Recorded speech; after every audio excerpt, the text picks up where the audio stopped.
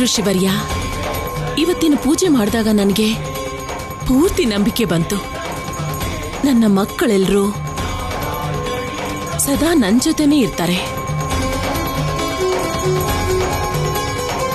ಇವ್ರು ನನ್ನ ಜೊತೆಗಿದ್ರೆ ನಾನು ಸದಾ ಸಂತೋಷವಾಗಿರ್ತೀನಿ. ಯಾವುದೇ ಶಕ್ತಿ ಆಗ್ಲಿ ಇವರನ್ನ ನನ್ನಿಂದ ದೂರ ಮಾಡಕ್ಕಾಗಲ್ಲ.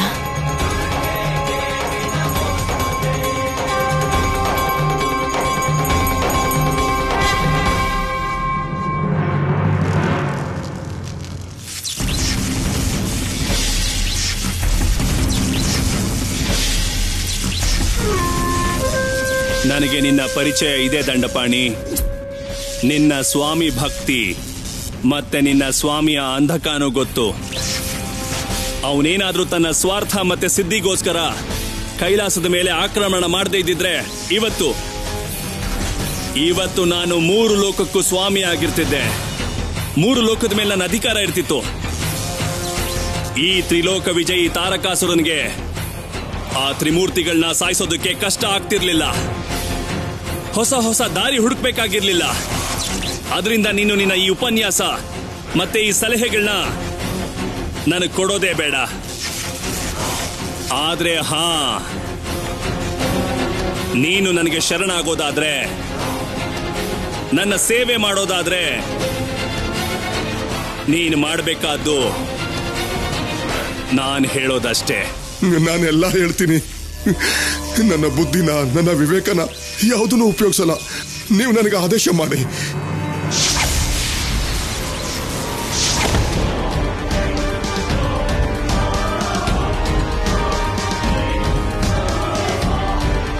ಶಿವ ಅಂದ್ರೆ ಆ ಬಾಲ ಶಿವ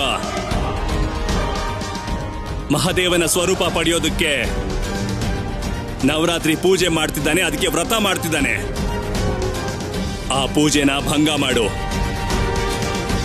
ಪೂಜೆ ಭಂಗ ಆದ್ರೆ ಆಗ ಅವನು ಮಹಾದೇವ ಆಗೋ ಸಾಧ್ಯತೆನೂ ಇರೋದಿಲ್ಲ. ನೀವು ನಿಶ್ಚಿಂತರಾಗಿರಿ. ದಂಡಪಾಣಿ ಇರೋವರೆಗೂ ಅವನು ಯಾವತ್ತೂ ಮಹಾದೇವ ಆಗಲ್ಲ. ಅಸುರ ರಾಜ,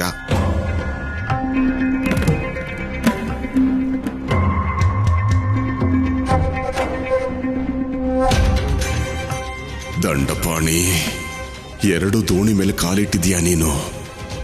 ಈಗ ದೇವರಾಜ ಇಂದ್ರನ್ನ, ಅಸುರ ರಾಜ ತಾರಕಾಸುರನ್ನ ಹೇಗೆ ಸಂಭಾಳಿಸ್ಬೇಕು ಅಂತ ಯೋಚನೆ ಮಾಡು.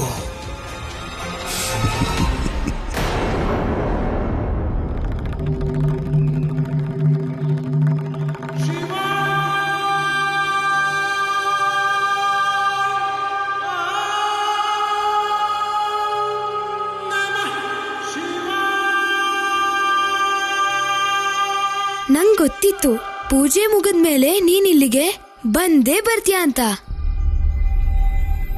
ನಂಗ್ ಗೊತ್ತಾಯ್ತು ಗೆಳೆಯ, ನೀನೇನ್ ಯೋಚಿಸ್ತಿದ್ಯಾ ಅಂತ.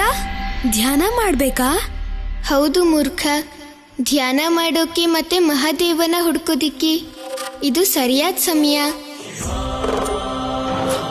ಆದ್ರೆ ನಾನು ಧ್ಯಾನನ ಈಗ್ಲೇ ಹೇಗ್ ಮಾಡೋಕ್ಕಾಗತ್ತೆ? ಯಾಕೆ ಗೆಳೆಯ, ಯಾಕೆ ಧ್ಯಾನ ಮಾಡೋಕ್ಕಾಗಲ್ಲ? ನಿನಗೆ ಧ್ಯಾನ ಮಾಡೋದ್ರಲ್ಲಿ ಸಮಸ್ಯೆ ಏನ್ ಬಂದಿದೆ? ನಾನು ನೆರೆ ಮನೆ ಗೆಳತಿ ಕೊಟ್ಟಿರೋ ಈ ಪ್ರಸಾದನ ಹೋಗಿ ಅಮ್ಮನಿಗೆ ಕೊಟ್ಬರ್ಬೇಕು. ನೀನ್ ಇದನ್ನ ನಂಗೆ ಕೊಡು, ನಾನ್ ಹೋಗಿ ಅಮ್ಮಂಗೆ ಇದನ್ನ ಕೊಡ್ತೀನಿ.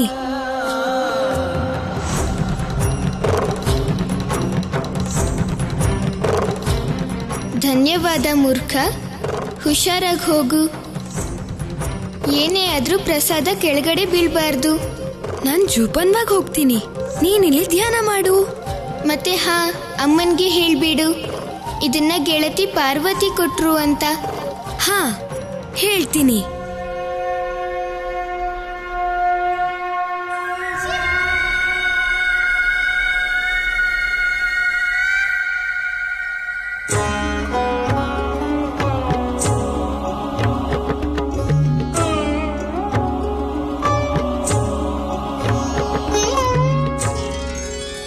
ಅಮ್ಮ, ಗೆಳೆಯ ಶಿವ ನಿಮ್ಗಿದನ್ನ ಕೊಡೋಕ್ ಹೇಳ್ದ.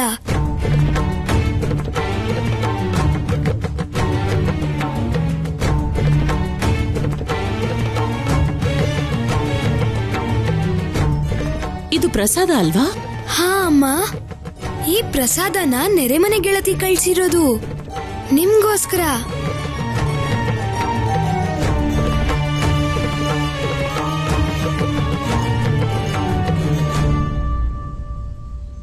ದೇವಿ ಪಾರ್ವತಿ ನನಗೋಸ್ಕರ ಪ್ರಸಾದ ಕಳಿಸಿದ್ದಾರೆ. ಪ್ರಸಾದನ ನಾವು ಯಾವತ್ತು ಗೌರವಿಸಬೇಕು ದೇವಿ. ಅಲ್ಲದೆ ಕೈಲಿ ಪ್ರಸಾದ ಇಟ್ಕೊಂಡು ಅದನ್ನ ತಿಂದೇ ಇರೋದು ಖಂಡಿತ ಪ್ರಸಾದಕ್ಕೆ ಅವಮಾನ ಮಾಡಿದ ಹಾಗೆ. ಪ್ರಸಾದಕ್ಕೆ ಅವಮಾನ ಮಾಡಿದ್ರೆ ದುರ್ಗಾದೇವಿಗೆ ಅವಮಾನ ಮಾಡಿದ ಹಾಗೆ.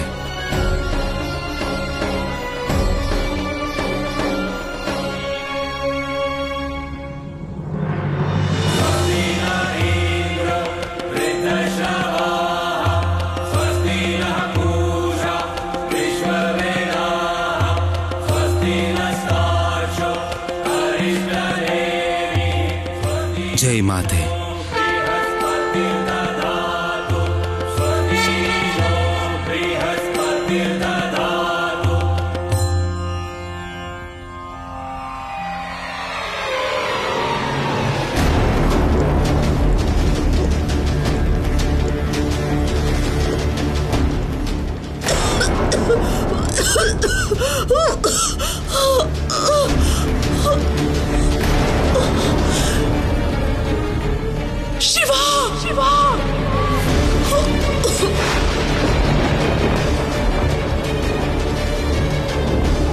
ಅಮ್ಮ, ಬೇಗ ನೀರು ಕೊಡಿ, ನೀರು ಕೊಡಿ.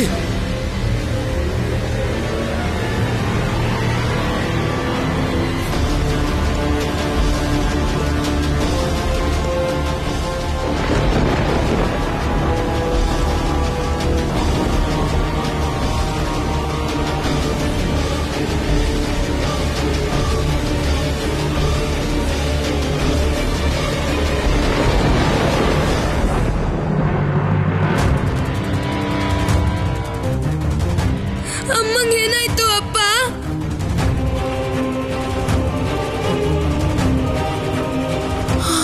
ನಾರಾಯಣ, ನಿನ್ನಲ್ಲೇ ಶಕ್ತಿ ಇರೋದು. ಅಮ್ಮನ್ನ ನೀನೇ ಸರಿ ಮಾಡ್ಬೇಕೀಗ. ಬೇಗ ಏನಾದ್ರೂ ಮಾಡು ಅಣ್ಣ. ಹೌದು ಮಗು.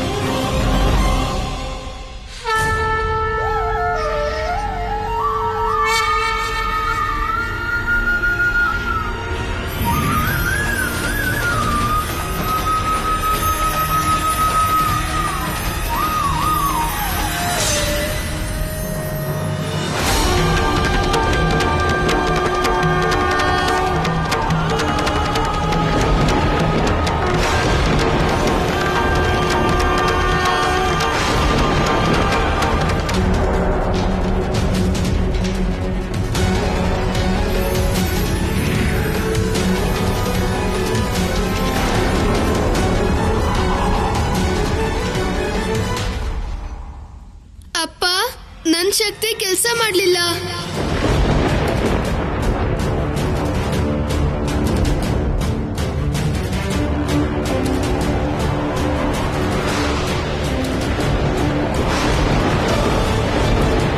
ದೇವಾ, ಈಗ ನಿನ್ ಶಕ್ತಿಯಿಂದಾನೇ ಅಮ್ಮ ಸರಿ ಹೋಗ್ಬಹುದೇನೋ. ನೀನಾದ್ರೂ ಪ್ರಯತ್ನ ಮಾಡು ಅಣ್ಣ.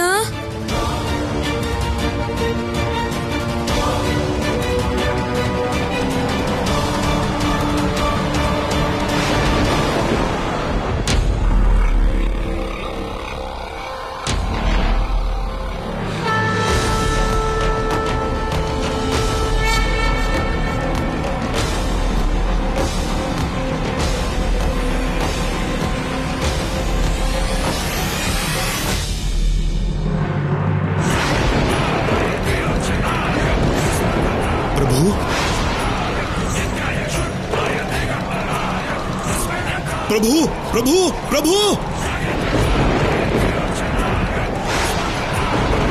ಇದಕ್ಕಿದ್ದ ಹಾಗೆ ನನ್ನ ಪ್ರಭುಗಳಿಗೆ ಏನಾಯ್ತು?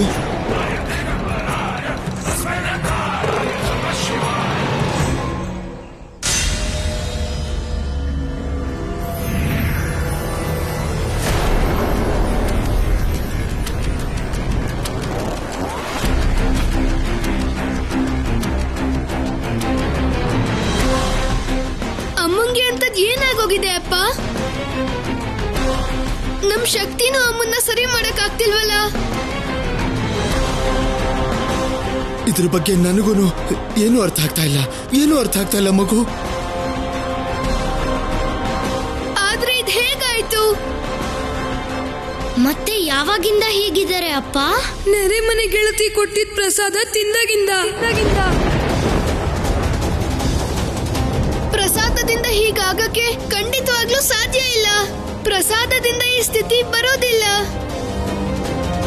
ಮತ್ತೆ ಬೇರೆ ಏನ್ ಕಾರಣ ಆಗಿರ್ಬೋದು ಸಹೋದರ ನಾರಾಯಣ? ಇದು ಯಾವುದೋ ವಿಷಯದ ಪ್ರಭಾವ ಮೂರ್ಖ. ಆದ್ರೆ ಅಂತ ವಿಷ ಪ್ರಸಾದದಲ್ಲಿ ಹೇಗ್ ಬಂತು ಅಪ್ಪ? ಪ್ರಸಾದದಲ್ಲಿ ಈ ವಿಷ ಹೇಗೆ ಬಂತೋ ನನಗೂ ಗೊತ್ತಾಗ್ತಾ ಇಲ್ಲ. ಅಮ್ಮನ ಪರಿಸ್ಥಿತಿ ಕೈಮೀರಿ ಹೋಗ್ತಿದೆ ಅಪ್ಪ. ಅಪ್ಪ, ಅಮ್ಮನ್ನ ನೀವೇ ಸರಿ ಮಾಡಿ ಅಪ್ಪ.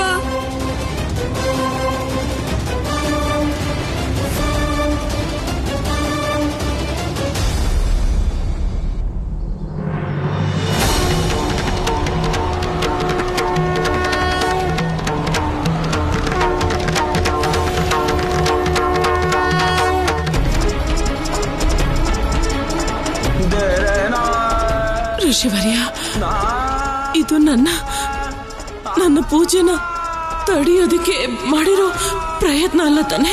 ಇಲ್ಲ ದೇವಿ, ಖಂಡಿತ ಹಾಗೇನೂ ಇಲ್ಲ. ನೀವ್ ಹೇಗೆ ಹೇಳ್ತೀರಾ ಋಷಿವರ್ಯ?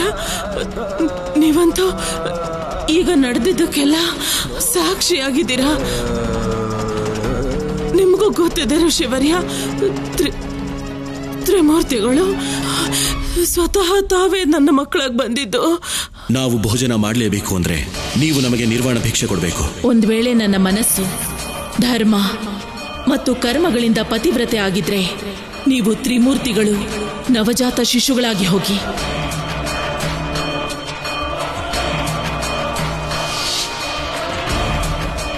ಒಬ್ಬ ಮಹಾಸತಿಯಿಂದ ನಿರ್ವಾಣ ಭಿಕ್ಷೆ ಕೇಳಿ ತ್ರಿಮೂರ್ತಿಗಳನ್ನ ಕಳಿಸುವಂತಹ ಕುತಂತ್ರದ ಯೋಜನೆ ಮಾಡೋರ್ಗೆ ಈಗ ಈ ಯೋಜನೆಯನ್ನು ಮಾಡಕ್ಕಾಗಲ್ವ ಋಷಿವರ್ಯ? ನಾನಿಷ್ಟನ್ನು ಮಾತ್ರ ಹೇಳ್ಬೋದು ದೇವಿ, ಇದು ಸಂಕಷ್ಟದ ಸಮಯ. ಸಂಕಷ್ಟದ ಸಮಯದಲ್ಲಿ ನೀವು ನಿಮ್ಮ ಮನಸ್ಸನ್ನ ಹತೋಟಿಲಿಡಬೇಕಾಗುತ್ತೆ ದೇವಿ. ನಿಮ್ಮ ಸಂಪೂರ್ಣ ಇಚ್ಛಾಶಕ್ತಿನ ಏಕಾಗ್ರತೆಯಲ್ಲಿಟ್ಟು ಒಂದುಗೂಡಿಸಿ ಈ ವಿಷಯದ ಪ್ರಭಾವನ ನಿಷ್ಕ್ರಿಯ ಮಾಡೋ ಪ್ರಯತ್ನ ಮಾಡಬೇಕು ಅಷ್ಟೇ ದೇವಿ.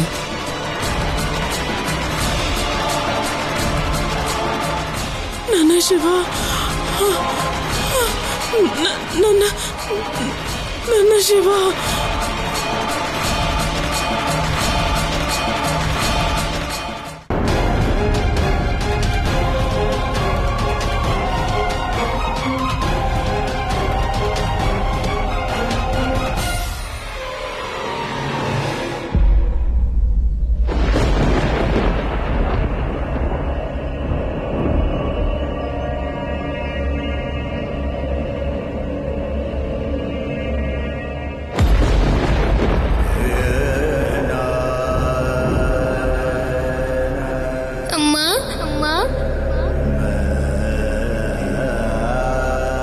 ಶಿವ,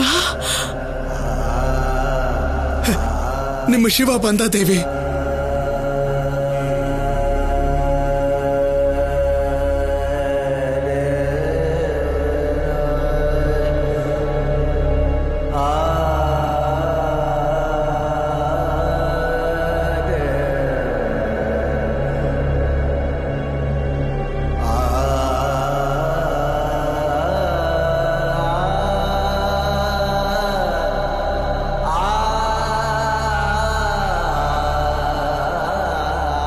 ಶಿವ,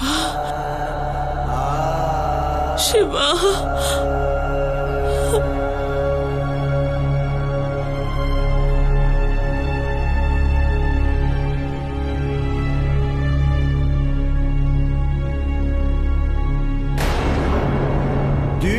ಅಮ್ಮ, ಎದ್ದೇಳಿ ಅಮ್ಮ.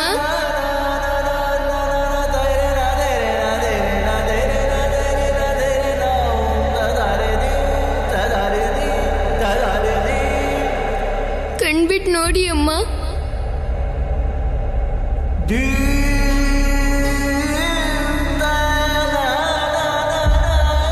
ಹೇಗಾಯ್ತು ಇದು?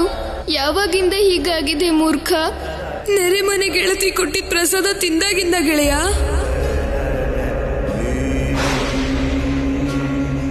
ಸಹೋದರ ನಾರಾಯಣ ಮತ್ತೆ ದೇವಣ್ಣ ಇಬ್ರು ತಮ್ಮ ಶಕ್ತಿಗಳಿಂದ ಅಮ್ಮನ ಕಾಪಾಡೋಕೆ ಪ್ರಯತ್ನ ಪಟ್ರು. ಆದ್ರೆ ಅವ್ರ ಶಕ್ತಿ ಕೆಲ್ಸ ಮಾಡ್ಲಿಲ್ಲ ಗೆಳೆಯ. ಆದ್ರೆ ಈಗ ನೀನ್ ಬಂದಿದ್ಯಾ, ಅಮ್ಮ ಈಗ ಸರಿ ಹೋಗ್ತಾರೆ ಗೆಳೆಯ.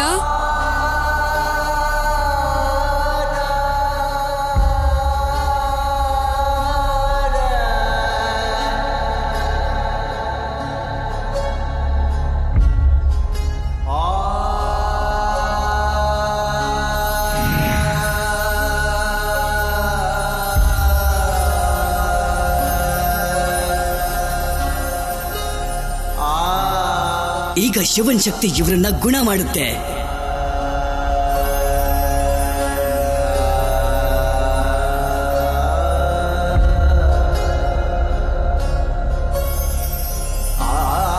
ಪ್ರಭು ಮಹಾದೇವ, ಇವರ ಶಕ್ತಿ ಖಂಡಿತ ವ್ಯರ್ಥ ಆಗಲ್ಲ.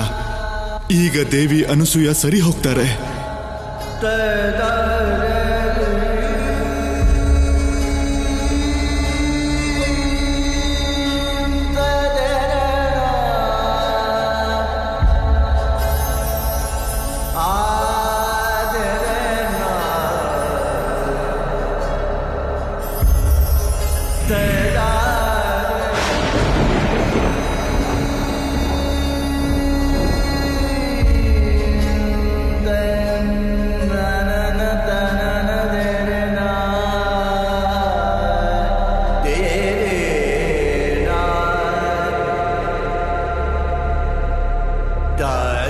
ಗೆಳೆಯ ಶಿವನ್ ಶಕ್ತಿ ಕೂಡ ಈಗ ಕೆಲ್ಸ ಮಾಡ್ತಿಲ್ಲ.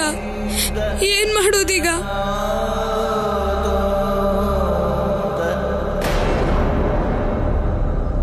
ನಿಮ್ಗೇನೂ ಆಗಲ್ಲ ಅಮ್ಮ. ನಿಮ್ಮ ಮಗ ಶಿವ ನಿಮ್ಗೆ ಏನೂ ಆಗೋಗ್ ಬಿಡೋದಿಲ್ಲ.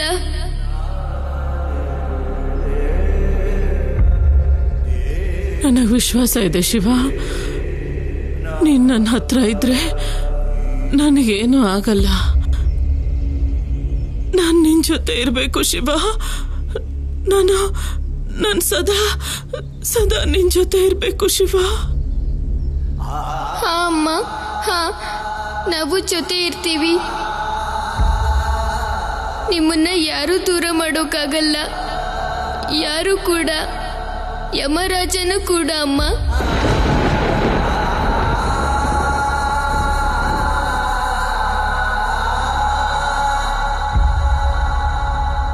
ಈ ವಿಷಯನ ತೆಗಿಯೋದಿಕ್ಕೆ ನನಗೆ ಔಷಧಿ ಎಲ್ಲಿ ಸಿಗುತ್ತೆ ಅಂತ ಹೇಳಿ ಅಪ್ಪ, ಹೇಳಿ ಅಪ್ಪ, ನಾನು ಹೋಗಿ ತರ್ತೀನಿ. ಶಿವ, ಈ ಘೋರ ವಿಷದ ಪ್ರಭಾವನ ಕಡಿಮೆ ಮಾಡೋದಕ್ಕೆ ದಿವ್ಯ ಔಷಧಿಯಿಂದ ಮಾತ್ರ ಸಾಧ್ಯ. ಆ ದಿವ್ಯ ಔಷಧಿ ಎಲ್ಲಿ ಸಿಗುತ್ತೆ? ಗಂಧಮಾಧನ ಪರ್ವತದ ಮೇಲೆ. ಅದನ್ನ ಹೇಗೆ ಗುರ್ತಿಡಿಯೋಕ್ಕಾಗತ್ತೆ ಅಪ್ಪ? ಮಗು, ಆ ದಿವ್ಯ ಔಷಧಿ ಗುರುತನ್ನ ಆ ಪರ್ವತದಲ್ಲಿ ವಾಸ ಇರೋ ಯಕ್ಷಗಂಧರ್ವರು ಮಾತ್ರ ನಿನಗೆ ಹೇಳೋದಕ್ಕೆ ಸಾಧ್ಯ ಮಗು. ಸರಿ ಆಯ್ತು ಅಪ್ಪ, ನಾನು ತಗೊಂಡ್ ಬರ್ತೀನಿ ಆ ದಿವ್ಯ ಔಷಧಿನ. ಅಲ್ಲಿ ತನಕ ನೀವೆಲ್ಲರೂ ವಿಷಯನ ಹೇಗ್ ತೆಗಿಯೋದು ಅಂತ ಯೋಚನೆ ಮಾಡ್ತಾ ಇರಿ. ನಾನು ಔಷಧಿ ತಗೊಂಡ್ ಬರ್ತೀನಿ ಅಮ್ಮ.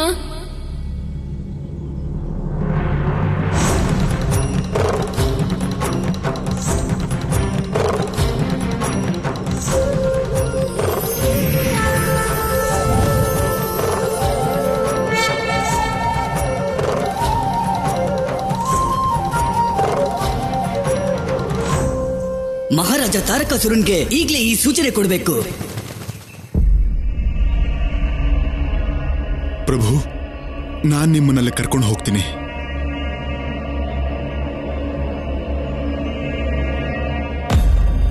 ತ್ರಿಶೂಲ, ನನ್ನ ಗಂಧಮಾದನ ಪರ್ವತಕ್ಕೆ ಕರ್ಕೊಂಡು ಹೋಗು.